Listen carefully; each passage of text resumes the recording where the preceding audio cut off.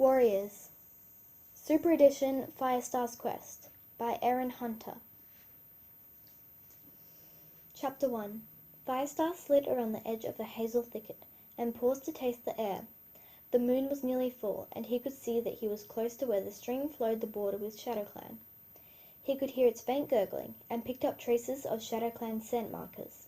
The flame-colored tomcat allowed himself a soft purr of satisfaction.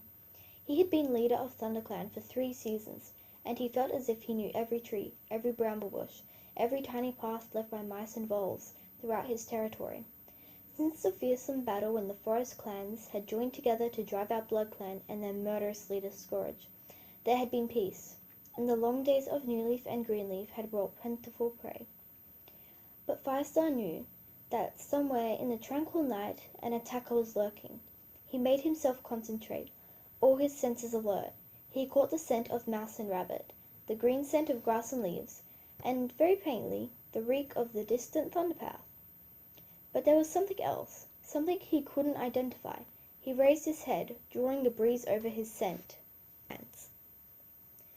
At the same instant, a clump of bracken waved wildly, and a dark shape erupted from the middle of the curling fronds.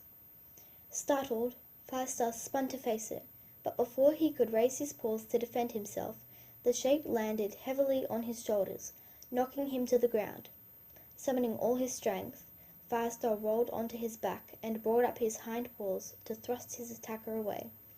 Above him he could make out broad, muscular shoulders, a massive head with dark tabby markings, the glint of amber eyes. Firestar gritted his teeth and battered even harder with his hind paws. A forepaw lashed out toward him, and he flinched, waiting for the strike. Suddenly, the weight that pinned him down vanished as the tabby cat sprang away with a yowl of triumph. "You didn't know I was there, did you?" he meowed. "Go on, Firestar, admit it, you had no idea." Firestar staggered to his paws, shaking the grass seeds and scraps of moss from his pelt. "Bramblepaw, you great lump, you squashed me as flat as a leaf." "I know," Bramblepaw's eyes gleamed. "If you'd really been a ShadowClan invader, you would be crow food by now." "So I would." Firestar touched his apprentice on the shoulder with the tip of his tail. "You did very well, especially disguising your scent like that. I rolled in a clump of damp ferns as soon as I left camp," Bramblepaw explained. He suddenly looked anxious. "Was my assessment okay, Firestar?" Firestar hesitated, struggling to push away the memory of Bramblepaw's bloodthirsty father, Tigerstar. When he looked at the young apprentice, it was too easy to recall the same broad shoulders, dark tabby fur, and amber eyes that belonged to the cat who had been ready to murder and betray his own clanmates to make himself leader. "Firestar," Bramblepaw prompted. Firestar shook off the clinging cobwebs of the past. "Yes, Bramblepaw, of course. No cat could have done better." "Thanks, Firestar." Bramblepaw's amber eyes shone and his tail went straight up in the air.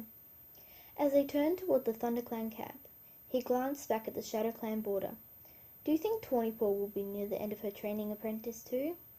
Bramblepaw's sister, Tawnypaw, had been born in ThunderClan, but she had never felt at home there.